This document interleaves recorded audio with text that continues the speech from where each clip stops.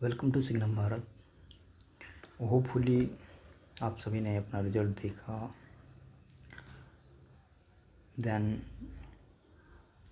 मैं यही कहूँगा कि जिनका नहीं भी हुआ तो ज़्यादा हताश होने की ज़रूरत है नहीं, एंड जिनका हुआ एनीवेज कांग्रेस। तो मैं ये कहने आया था कि बहुत सारे ऐसे जेन्युइन कैंडिडेट हैं जिनका एक्चुअल में पेपर तो बहुत अच्छा गया, तो उनका रिजल्ट नहीं हुआ। एंड कुछ ऐसे भी कैंडिडेट हैं जिनका पेपर उतना अच्छा नहीं गया, बट हाँ उनका रिजल्ट है। एंड मेरे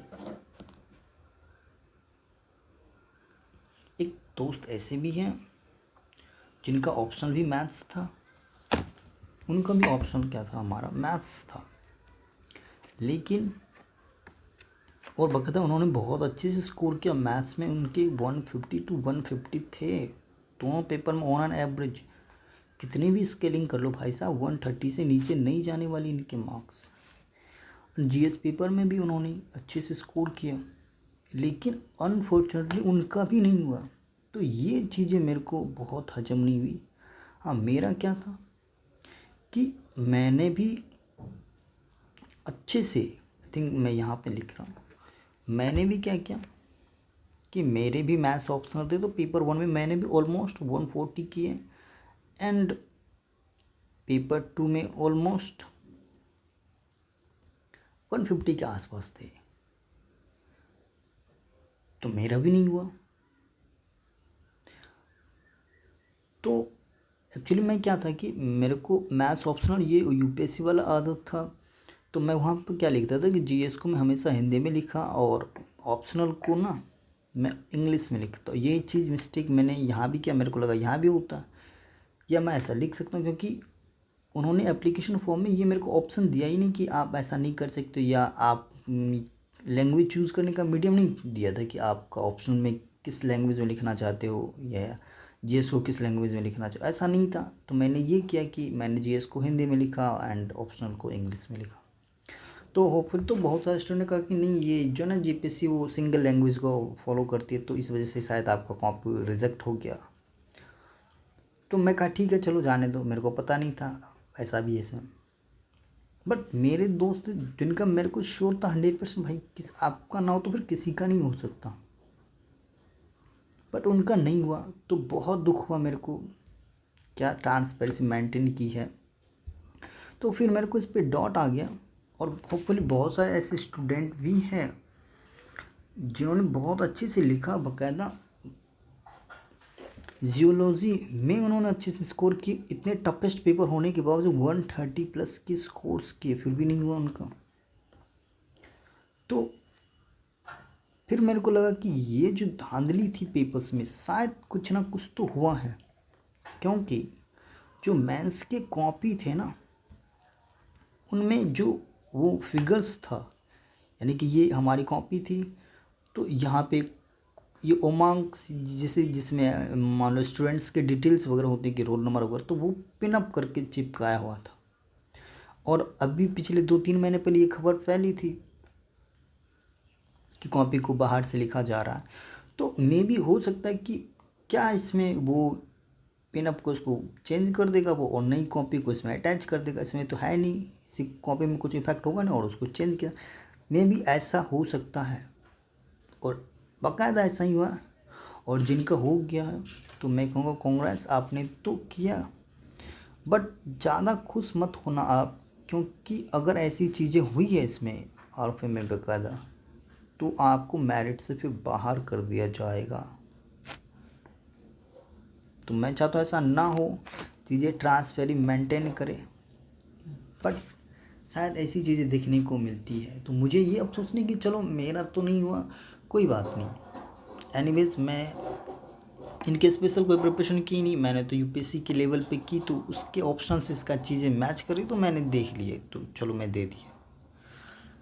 और मैं वो कि लैंग्वेज मेंटेन नहीं किया, क्योंकि मेरे को आदत थी, तो मैं ताकि ऐसा कुछ नहीं, मैथ्स में क्या लैंग्वेज लिखा जाए, इंग्लिश में, उसमें मैक्सिमम चीज़ें सॉल्यूशन बेस्ड, तो इसमें लैंग्वेज का कोई इतना इम्पैक्ट पड़ता नहीं। तो हो सकता है कि वो मेरे कॉपी को रिजेक्ट कर दे अपनी लैंग्वेज पॉलिसी के हिसाब से, तो ठीक है। बट मेरे दोस्त ने ऐसा नहीं किया, उन्होंने सारी चीज़ें वो इंग्लिश मीडियम में लिखी, जीएस भी लगा बका उसमें का, फिर भी नहीं हुआ उनका। मेरे को सबसे ज़्यादा दुख उन्हीं का हुआ कि उनका नहीं हुआ, जबकि मेरे जो रेंज में थे, मेरे सर्कल में सबसे हाईएस्ट को उन्हीं का आ रहा, तो बहुत दुख हुआ मेरे को। और ऐसे और 2-4 स्टूडेंट ने कमेंट किया और बकायदा जिससे मैं मिला भी, उनका भी नहीं हुआ। ये बहुत भयानक चीज़ें देखने को मिली मेरे को, इसलिए मैं क्या वीडियो का छोड़ो, बनाने का मन नहीं कर रहा था। और आप लोगों को पता है कि ये, भाई मैं यूट्यूबर तो नहीं, ये एक एनजीओ है और उनकी एक विंग है, तो सोचा कि कुछ एजुकेशन से रिलेटेड चीज़ें यूट्यूब पे की जाए, तो उनके बेसिस पे मैंने इसको स्टार्ट किया कि चलो यूट्यूब पे कुछ कर देते हैं चीज़ें। बाकी ये एक एनजीओ है, अभी रजिस्टर नहीं किया, इसमें बहुत सारे डॉक्यूमेंटेशन थे, मैंने गया भी तो अभी का रिजेक्ट कर दिया वो मेरे डॉक्यूमेंटेशन को, कि पहले आप रिजेक्ट में ये चीज़ें इसको प्रॉपर वे में करो, इसका डॉक्यूमेंटेशन करो, फिर आप रजिस्टर करना। तो अभी तो मैं फ़िलहाल इन्हीं में बिजी था। एनीवेज आप लोग इसको सपोर्ट करो, ये मेरी रिक्वेस्ट है आपसे, प्लीज़ सपोर्ट करना इसको। तैयारी तो अपनी होती रहेगी, लेकिन साथ साथ कुछ ऐसी एक्टिविटी करो ताकि सोसाइटी में कुछ तो करो। ये 25 साल के हो गए हो, आपको सोसाइटी ने 25 साल का करते हुए देखा, तो आपने उनको क्या दें, उनके लिए कुछ अपने आसपास में जो भी आप लोग को कुछ ऐसा आइडिया, तो आप एनजीओ के बेसिस पे इसको करो। बहुत फ्रस्ट्रेशन हो रहा है कि आप एक तो तैयारी करो, इसमें ये चीज़ें देखने को मिली, फिर रिजल्ट नहीं हुआ आपके अकॉर्डिंग। होपफुली बहुत सारे स्टूडेंट ऐसे थे जिन्होंने अच्छी सी कॉपी लिखा बकायदा, वो बकायदा डिजेबल कैंडिडेट थे, बट नहीं हुआ, तो बहुत फ्रस्ट्रेशन फील कर रहे होंगे।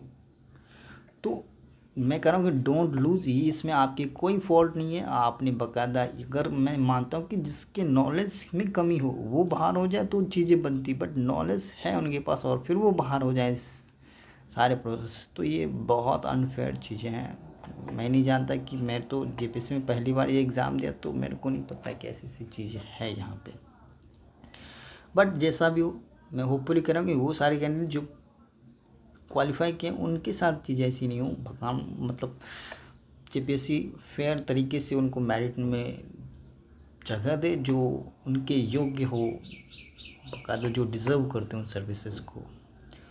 तो अब मैं ये कह रहा था, थोड़ा सिग्नम भारत के बारे में बता दूं कि ये एक एनजीओ था जो मेनली इन्वायरमेंट एंड एजुकेशन से रिलेटेड चीज़ें करती, बकायदा अभी इनका ये प्लांटेशन का कुछ वर्क कर रहा था, और ये 5-6 फ्रेंड्स ने मिल के हम लोग स्टार्ट किया। तो आप लोग थोड़ा सपोर्ट कर दो इसको, तो अच्छा, थोड़ा सा इनको 1K तक पहुंचा दो इनके सब्सक्राइबर को, ताकि मैं इसको अच्छे से प्रॉपर वे में मैनेज करूं, और थोड़ा डॉक्यूमेंटेशन हो जाए, तो मैं जो प्लांटेशन से रिलेटेड कुछ चीज़ें जो गवर्नमेंट रिलीज़ करती हूँ उनको बिट लगा के मैं इस एनजीओ के थ्रू को, क्योंकि यहाँ भी बहुत ज़्यादा करप्शन हो रहा, मैं इसलिए शायद फॉरेस्ट डिपार्टमेंट के एग्ज़ाम को दिया भी था ताकि कुछ कर पाऊँ, बट होपफुली जाने दो।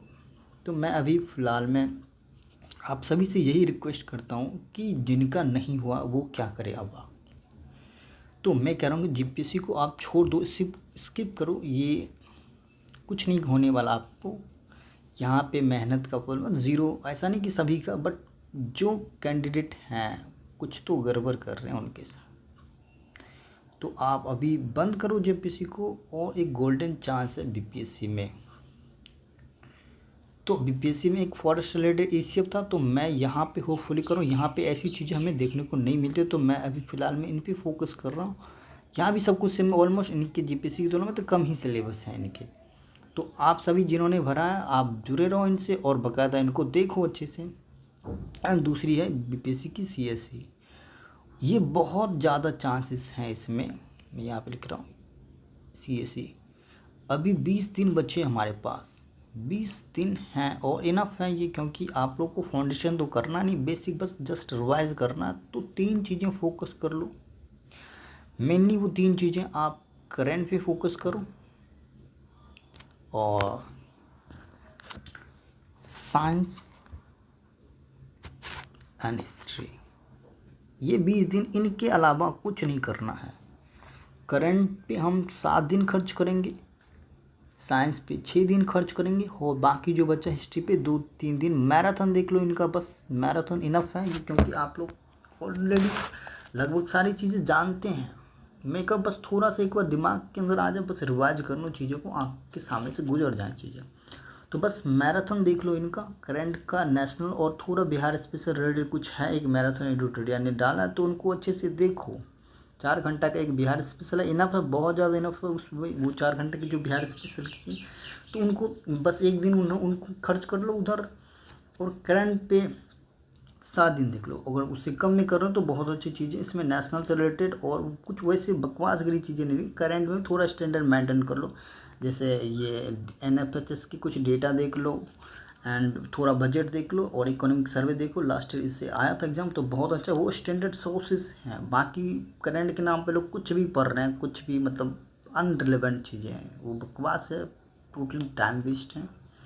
अगर आप PT निकाल भी लेते हो तो फिर मेंस के लिए कुछ है नहीं आपके पास मटेरियल जो करंट से रिलेट करोगे आप, तो ऐसी चीज़ों पर हो करंट में अगर क्वेश्चन आ रहे तो अच्छा, नहीं है तो हम स्किप करेंगे, थोड़ा लॉजिक लगा कर उनको सॉल्व करने की कोशिश करेंगे। क्योंकि ये एग्ज़ाम ऐसा कि आप में ऑलमोस्ट कोई ऐसा होंगे नहीं जिनको सारे के सारे क्वेश्चन आते हैं, ऑलमोस्ट सारे के सारे 60 to 65 क्वेश्चन पे बोर्ड हो जाते हैं, नॉलेज ख़त्म। बस उसके बाद जो कह रहे हो कि हम पूरा पढ़ के ही निकालेंगे, कभी नहीं होगा ऐसा चीज़ें। तो 60 to 65% आप नॉलेज के बेसिस पे सॉल्व, बाकी चीज़ें लॉजिक पे चलती है। थोड़ा रिस्क लो एंड एग्जामिनर के माइंडसेट को पकड़ो ऑप्शंस बनाने में कि वो क्या क्या सोच सकता है, या इस ऑप्शंस को गलत कराने में या सही कराने, उस लॉजिक के बेसिस पे थोड़ा एलिमिनेशन ट्रिक पता होगा आई होप सभी को, उसको यूज करो एंड देन आगे बढ़ो।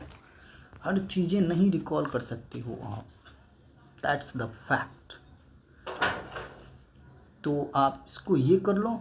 एंड ये मैं यहाँ पे अभी कह रहा था कि साइंस में थोड़ा सा जो फोकस करना वो फिजिक्स के कर लो, और जिन्होंने किया स्किप करो, केवल करंट करो, हिस्ट्री करो, इनफ है, एग्ज़ाम में बैठो जिन्होंने ये डाला है। तो अभी झारखंड में लगभग हर एक जगह ये BPSC में अपॉर्चुनिटी को खोज रहा है, तो सारे लोग शिफ्ट हो रहे, तो करो आप लोग, टाइम वेस्ट मत करो। अब हो गया, JPSC को छोड़ो, उससे कुछ नहीं होने वाला, वो कुछ नहीं करने वाला, स्टूडेंट की मेहनत के साथ वो खेल रहा बकायदा। तो फिजिक्स पढ़ लो, थोड़ा बायो पढ़ लो, 3-4 दिन, जितनी यहाँ पे 7 दिन मैक्सिमम मैं दूंगा, और 7 दिन से पहले जितना आप कम में इसको रिवाइज कर सको, कंसेप्चुअल चीज़ें पढ़ती हैं। एंड फिर करंट में वही बजट देखना, इकोनॉमिक सर्वे देखना, बस थोड़ा सा गो थ्रू हो जाओ, बस मैराथन देखना है इनका, वो पूरे PDF नहीं पढ़नी है। एंड इम्पोर्टेंट चीज़ जो ऐसा लगे तो उनको थोड़ा कॉपी पे मार्क कर लो, ताकि वो लॉन्ग टाइम चीज़ें रहेगी। बस 20 दिन के लिए सोचो कि 20 दिन मेरे को इसको दिमाग में कचरे जैसा भरना, बाकी इसको मैं भूल जाऊँगा जो अनरिलेवेंट चीज़ें। एंड ये बजट और इकोनॉमिक सर्वे एंड थोड़ा बिहार स्पेशल रिलेटेड बजट देख लो, वो भी अवेलेबल है मैराथन के फॉर्म में, तो उनको भी देख लो। तो बिहार बजट में आप यहाँ पे, तो बिहार बजट से रिलेटेड तो थोड़ा बिहार के बजट देख लो, एंड थोड़ा इसके इकोनॉमिक सर्वे देख लो, एंड नेशनल के करंट थोड़ा देख लो।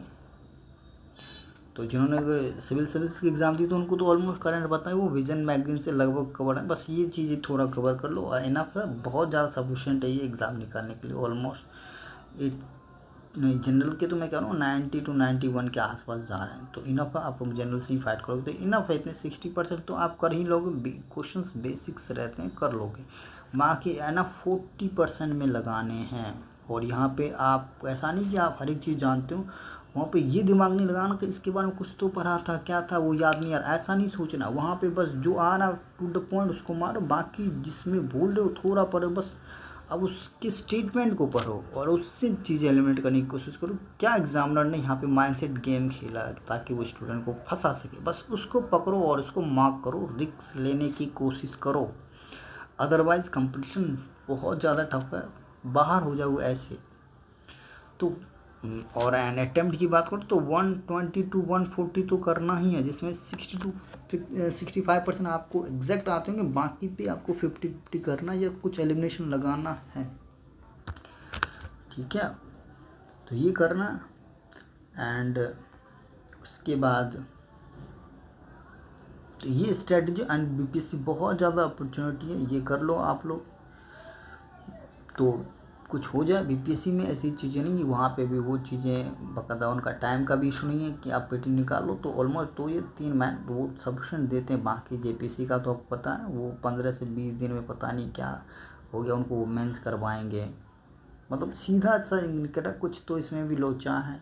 और फिर कौन सा ऐसे कैंडिडेट जो पीसीएस को 15 से 20 दिन में, एक तो पहले 2 महीने तक उनको फंसा के रखते हो कि पीटी में किसका होगा किसका नहीं होगा, और फिर 15-20 दिन बाद फिर उनका मेंस लोगे, वो 3-4 दिन वैसे ही चला जाएगा। बाकी 10 दिन में वो क्या ही पढ़ के क्या ही कर लेगा। तो उसमें जो डिसेबल कैंडिडेट है वो छट जाते हैं, और वैसा छटना ही उनको, बाकी जिनका सेटिंग रहता वो कर ही लेता। समझ रहे होगे आप क्या ही कहूँ मैं। बहुत ज़्यादा चीज़ें इधर गलत तरीके से हो रही है। तो मैं कह रहा हूँ कि अभी फ़िलहाल बीपीएससी ने थोड़ी सी ट्रांसपेरेंसी को मेंटेन किया, तो उनका कैलेंडर वगैरह देख लो, वो अच्छे से अभी सब कुछ टाइम पे ले रहा है। तो बहुत ज़्यादा आप लोग जेपीसी को छोड़ो और यहाँ पे लग जाओ। ज़्यादा सिलेबस का कुछ है नहीं, लगभग सारी चीज़ें कंसेप्चुअल चीज़ें जो हैं वो सारे के सारे पढ़ते ही हैं, और आप लोग पढ़ना ही है। बस ये जो 20 दिन है उसमें थोड़ा सा चीज़ें, जो 3 चीज़ें उनको रिवाइज कर लो और हो जाएगा, है ना। मैं एम्पिटिशन हो जाएगा, मैं भी ये करता हूँ और बहुत बार हो ही गया है। बस मेंस के समय में लोग देख लेंगे। एंड जिन्होंने बीपीएससी के एफए को भरा है और उनका ऑप्शनल मैथ्स है, तो बाकायदा वो मेरे को बताना, फिर मैं उससे रिलेटेड जो भी चीज़ें वो डिस्कस करके, बाकी अगर कुछ चाहिए इसमें हेल्प वगैरह तो मैं करूँगा। जिन्होंने एफओ करा मैथ्स ऑप्शनल लेके, एंड जिन्होंने एसीएफ भी भरा बीपीएससी में, पोस्ट कम है बट एनीवेज ठीक है, एग्ज़ाम दे ही देते हैं, उसके 10 दिन बाद ही, तो इतना तैयारी कर लियो। तो जिसको नहीं देना तो कोई बात नहीं, छोड़ो, ये पोस्ट कम, बट इस पे लगो जिन्होंने एफए को डाला है वो मैथ्स ऑप्शन लेके बकायदा, बहुत अच्छा चांस है, बताना मेरे को। और जिन्होंने बीपीएससी डाला वो सारे के सारे बताना, और किसको अगर कंटेंट ना मिले तो मेरे को बताना, मैं सारी चीज़ें प्रोवाइड करा दूंगा कि ये चीज़ें यहाँ से कर लो, ये चीज़ें यहाँ से कर लो। सब कुछ अवेलेबल है यूट्यूब पे, बस थोड़ा सा सर्च करना है। आप लोग बताना मेरे को कि बिहार स्पेशल से रिलेटेड अगर नहीं मिला तो मेरे को बताना, मैं बता दूंगा सबके लिंक। और इतना ही चीज़ पढ़ना, अननेसेसरी चीज़ें नहीं पढ़ना। अभी बहुत ज़्यादा कन्फ्यूजन फील होगा कि ये पढ़ लूँ ये पढ़ लूँ ये पढ़ लूँ, और कुछ नहीं पढ़ पाओगे। जो कोर सेक्शन है उनका ये पढ़ो, बाकी इससे रिलेटेड बाहर आ गया तो वो किसी से नहीं बनने वाला, फिर वो कट ऑफ डिक्रीज जाएगा। यहाँ पे कुछ ऐसी नहीं है, तो इस चीज़ को फोकस करो प्लीज़। अननेसेसरी चीज़ें मत पढ़ो, यही चीज़ें पढ़ो जो मैंने बताया, और इन्हीं से एग्ज़ाम निकल जाएगा। ऑलमोस्ट आपको पता है कि सबका फाउंडेशन क्लियर बकायदा, सबके सब अच्छे स्टूडेंट हैं, सबको पता है सिलेबस। बस वही कि 2-4 नंबर के डिफरेंस के कारण हमको सालों साल वेट करना पड़ा। ऐसा नहीं कि मैं कोई ऐसा स्टूडेंट है जिनको सारे पता है, सबके सब महारथी हैं, जेपीसी से स्टूडेंट हो या बीपीएससी के स्टूडेंट हो। दिक्कत ये है ना कि वो 5-6 या कभी कभी 10 नंबर से वो चीज़ें हैं। अब ये 5-6 और 10 नंबर से छूटने वाले वो बेवकूफ़ स्टूडेंट नहीं है, या उनकी तैयारी या उनके नॉलेज में हम लोग बिल्कुल भी डाउट नहीं कर सकते। सेलेक्टेड कैंडिडेट और ये जो कटअप से 5-6 नंबर बाद, उसमें बस ये इतना का फ़र्क है कि तभी उसका लक साथ नहीं दिया, या चीज़ें उनके फेवर में नहीं गई कि वो चीज़ें रिकॉल नहीं कर पाए एग्ज़ाम हॉल में, अदरवाइज़ वो भी निकाल देता। और एक बार बस कंपटीशन को क्रॉस करके वो मेंस लिखने आता तो बस 15 से 20 हज़ार स्टूडेंट के बीच में था, फिर वो अपना नॉलेज दिखाता। अगर उसको उसमें से कुछ ऐसे स्टूडेंट हैं, और मैं जानता हूँ कि बहुत सारे जेन्युइन स्टूडेंट ऐसे हैं, वो बस ये 5-6 नंबर की एयरफेयर में 1 साल 2 साल उनका जा रहा है, और सी पे वो अपने प्रिपरेशन पे डाउट करते हैं। तो जिनके 5-6 नंबर से छूट रहे हैं वो बस यही करना, लास्ट के 1 मंथ किसी भी एग्ज़ाम का पकड़ो और करंट से अपडेट करो, कुछ चीज़ें देख लो जो बताएं, उनका जो कोड सब सेक्शन देख लो किससे ज़्यादातर वो क्वेश्चंस पूछ रहा है उनको करो। और बाकी जो नेक्स्ट एग्ज़ाम देने के बाद का समय वो रिजल्ट पे वेट मत करो, कुछ दूसरा चीज़ करो, अपनी अदर एक्टिविटीज़ करो, अदरवाइज़ या आप फ्रस्ट्रेट हो जाओगे। चीज़ें कुछ एक्टिविटी करते रहो, अपना कुछ का काम धंधा पढ़ लो, क्योंकि हो गया तैयारी आप लोगों ने की है। बस किसी भी एग्ज़ाम के लिए आप इनफ हो, बस 1 महीना निकाल लेना और देन प्रिपेयर करना है, और उसके बाद फिर ताकि इससे फ्रस्ट्रेशन दूर हो जाओगे, कुछ काम धंधा करोगे, कुछ एक्टिविटी करोगे, किसी से ये कोई एनजीओ से मिल जाओ, या अपने फ्रेंड सर्कल में कुछ ऐसी चीज़ें लाओ, एक्टिविटी या कुछ प्लान्स पे वर्क करो, कुछ सोचो, तो फ्रस्ट्रेशन से दूर रहोगे और अपने आप में अच्छा करोगे। क्योंकि एक बार जब रिजल्ट समय लगा हो जाता ना और उसमें नहीं होता ना सिलेक्शन, तो मैं जानता हूँ बहुत पीड़ा होती है उससे, बहुत ज़्यादा पीड़ा होती है। और सबसे ज़्यादा ये कि जब आपको ये भरोसा हो कि ये तो होना ही है मेरा, इस बार तो हो जाएगा, और फिर अनफॉर्चुनेटली नहीं होता आपका, बहुत ज़्यादा तकलीफ़ें होती। मैं फ़ील भी नहीं कर सकता या बता भी नहीं सकता कि उस स्टूडेंट की कितनी तकलीफ़ें होती है। और सबसे ज़्यादा तकलीफ़ें होती कि वो पेरेंट्स को क्या बताएं। ये चीज़ें ना उसके दिल को छल्ली कर देती है। पूरी तकलीफ़ें इसी पे टिकी हुई है कि पेरेंट्स को क्या बताएं। स्टूडेंट तो जैसे तैसे झेल ही लेता। तो ऑलमोस्ट ये चीज़ें थी। एंड मैं तो कह रहा हूँ वो सारे कैंडिडेट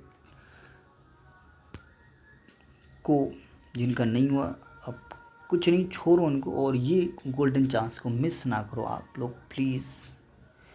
एंड बाकी इस एनजीओ को सपोर्ट करो, और कोई अगर कनेक्ट होना चाहे, कुछ आइडिया है ऐसे, तो मेरे को बताना। एंड प्लीज़ इसको एक बार आप लोग सपोर्ट कर दो। मैं कोई यूट्यूबर तो बनना नहीं चाह रहा कि यहाँ पे कुछ भी हवाबाजी करके निकल गया, क्योंकि यही चल रही है चीज़ें, सबके सब अपने में मगन हैं। तो बट मैं दूसरे एम से आया हूँ, फॉरेस्ट डिपार्टमेंट में नहीं जा सका, कोई बात नहीं, बट इस एनजीओ के थ्रू मैं फॉरेस्ट की चीज़ें को कर लूँगा। यहाँ पे मेरा लक्ष्य है कि मैं प्लांटेशन करूँ, जितने भी सोसाइटल वर्क हैं, एजुकेशन से रिलेटेड जो भी अवेयरनेस हैं या कुछ रिलेटेड जो स्टूडेंट की नीड है, वो ज़रूरत, वो मैं हर एक चीज़ यहाँ पे प्रोवाइड करा दूँगा। तो अभी क्या है कि मैं 5-6 सर्कल में भी हैं दोस्त, तो उन्होंने जितनी हेल्प की उससे चीज़ें अभी मैनेज हो रही है, जितने भी फंड अवेलेबल। तो आप लोग क्या करो, एक बार इसको सपोर्ट कर दो, इस चैनल को बूस्ट करा दो, एटलीस्ट 1K तक पहुंचा दो, ताकि मेरे को लगे कि हाँ ये सोसाइटी की नीड है, सोसाइटी इनको सपोर्ट कर रहा है, ये चीज़ें होनी चाहिए।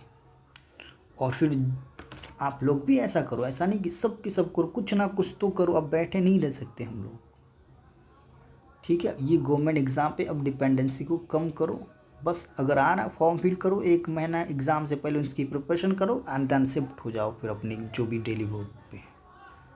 फिर रिजल्ट का वेट भी नहीं कर, रिजल्ट आ गया हुआ तो थोड़ा वो 2 महीने काट छाँट के हम लोग मेंस कर देंगे, एंड फिर शिफ्ट हो जाएंगे। ऐसे करना, अब बैठ के 1 साल प्रिपरेशन करो, फिर रिजल्ट का वेट करो, और वो भी डिले कर रहा, फिर और फ्रस्ट्रेशन, फिर उसमें नहीं हुआ और ज़्यादा फ्रस्ट्रेशन।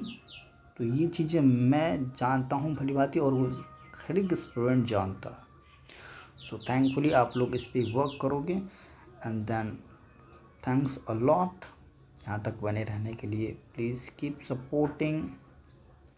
बाकी आप लोग इसको भूलना मत अब, ठीक है। और जिसका FAO है वो मेरे को बताना प्लीज़। एंड BPSC से रिलेटेड कुछ चाहिए कि कंटेंट कहाँ से, कौन सी वीडियो कहाँ से देखूँ, बताना, मैं सारी चीज़ें प्रोवाइड करा दूँगा। And thanks a lot. जय हिंद।